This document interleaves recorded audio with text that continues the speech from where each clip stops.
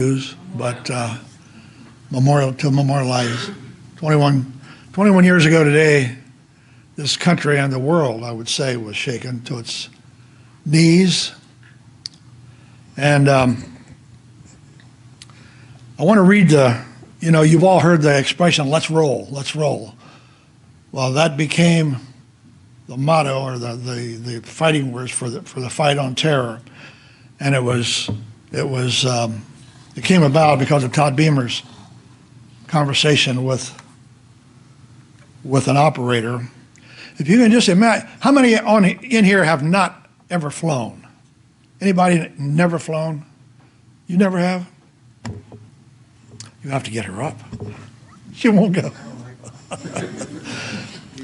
Well, all of you who have been in a plane, if you can just imagine yourself at about 30,000 feet and all of a sudden realizing that you ain't going to make it. We all flyers, I think, and myself included, we don't like turbulence. We don't like storms. It's scary. But it's even more scary when you realize that you ain't going to make it. Now you're in that tube flying through the air, knowing that in an instant you will be no more. Well, Todd Beamer was on that flight, and I'm going to read what happened here before the crash. But he tried to call his wife when he knew that there was no surviving this. He tried to call his wife, was unable to get a hold of her. Got the answering machine, I guess. But anyway, he was able to reach Lisa Jefferson, who was working at the GTE Airphone Center in Chicago. And he talked to her for 13 minutes. She was a customer service supervisor at GTE Airphone's Chicago call center. He explained to her that his plane had been hijacked and, assisted by a flight attendant sitting next to him, provided details about the flight. He also talked about his pregnant wife, his 2 young sons. Being a devout Christian, he asked Lisa to recite the Lord's Prayer with him, and then recited the 23rd Psalm. Before declaring his famous words, Beamer said that some of the passengers were going to try to seize control of the plane. At around 9:58, which is not too long ago, he put the phone down and was heard saying to someone else, "You ready?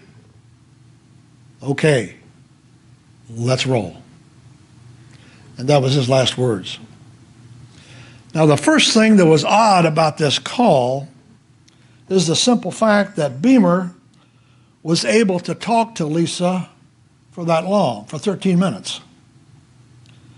Because in her book of 2002 that she wrote, or his wife, Lisa Beamer, revealed that Jefferson had informed her it was a miracle that Todd's call hadn't been disconnected. The reason, because of the enormous number of calls that day on the GTE system, had overloaded the lines.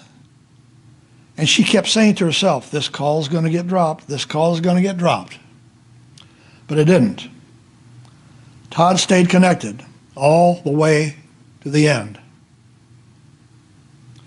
Very fortunate indeed was this, because if the call had been disconnected, there would have been no "Let's roll" slogan. A further oddity was that Todd Beamer's remarkable calmness, despite the catastrophic situation he was in. Jefferson recalled, quote, "Todd, when he came to me, he was calm. He stayed calm." Now, could you imagine being in that situation and staying calm? I can't. His voice was devoid of any stress. In fact, he sounded so tranquil, it made me begin to doubt the authenticity of the urgency of the call. She told Beamer's wife, if I had known it was a real hijacking, I'd have thought it was a crank call. Todd was so rational and methodical about what he was doing. Now, the Bellamy brothers wrote and recorded a song. I'm not going to sing it, but I'm going to read the chorus.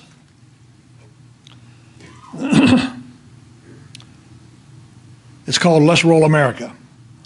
Let's roll America, there's a job to be done. Let's roll America, there's a battle to be won. Wake up, America, you're too young to die. Let's roll America, because the good Lord's on our side. I have sang that at concerts before, but I thought that Dwayne would be interested in that by changing the word America to church. Let's roll, church, there's a job to be done.